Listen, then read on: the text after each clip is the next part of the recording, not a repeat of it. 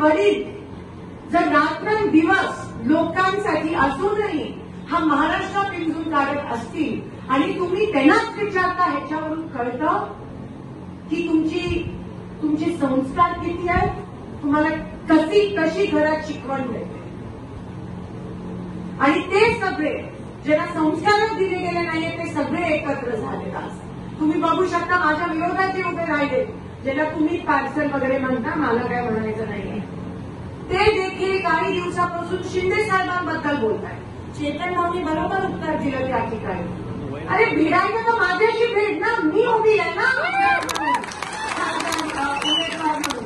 माझ्या वडिलांना काय एवढं बोलताय तुम्ही? आणि लाज वाटायला पाहिजे तुम्हाला. ज्या माणसांनी संघर्ष केला, तुमची पावती नकोय, सगळं सोलापूरला माहितीये की या माणसाचा संघर्ष काय ते. तुम्ही कोण येऊन आम्हाला सांगता? लाज वाटायला पाहिजे असं बोलायला.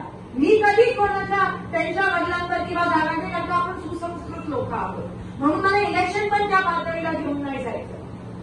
मी उमेदवार आहे, ते उभे नाही आले, फिरायचं तर माझ्या कामाबद्दल बोला. 15 वर्ष उगाच नाही माझ्या लोकांनी मला निवडून आणलं, तो पण संघर्ष होता.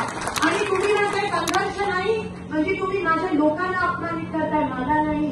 कारण का आमची लोक कामाला बघूनच निवडणुकीत मतदान करतात, दुसरी कोणती गोष्ट बघत नाही त्या ठिकाणी. राजकारणातील प्रत्येक अचूक बातमीचे सर्वात आधी अपडेट्स मिळवण्यासाठी सरकारनामाच्या सर्व सोशल मीडिया प्लॅटफॉर्मला लाईक, फॉलो आणि सबस्क्राईब करा. तसंच सर्व नोटिफिकेशनसाठी बेल आयकॉन प्रेस करायला विसरू नका.